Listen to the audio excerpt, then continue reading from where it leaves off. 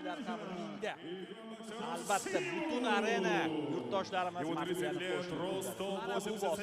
вес 76 килограммов 500 граммов. Его профессиональный рекорд 12 боев, 9 побед, 4 из них одержан нокаутом, 1 поражение, 2 ничьи. Он чемпион лиги хардкор боксинг, чемпион лиги хайп реалити из Узбекистана, Узбек Углона, верный сын узбекского народа из Ташкента. Ladies and gentlemen, xonimlar va janoblar, qarshi oling, Timur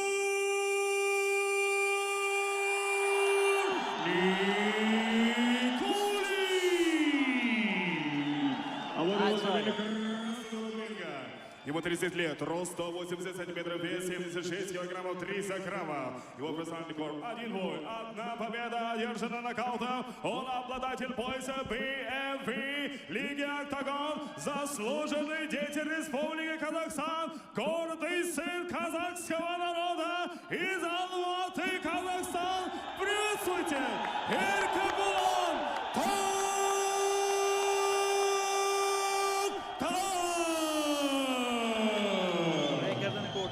bitta jangi bor. Erkebo'lanning bitta jang, bitta g'alaba. Bo'ldi. Keldi markazga ikki sportchi ham. Jang boshlanish arafasida do'stlar. Kuzatamiz jarayonni.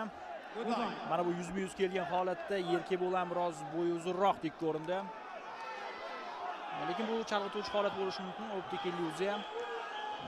Umuman jarayonda ko'rib olamiz. Xo'sh. Rovbox All Stars promotorlik kompaniyasi kecha va markaziy jang ringdagi 3-shaxs Sobir Hakimov xalqaro toifadagi hakam. Aynan u jangni boshqaradi. Erkebo'lan jeb bilan boshladi chap qo'lda.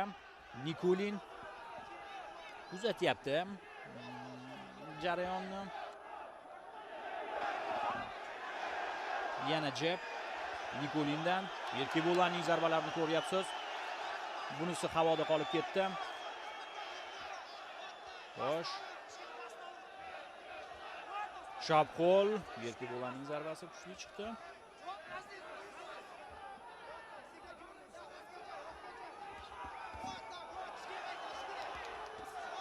Va mana bunday zarbalar e'tibor bering. Erkebo'lan.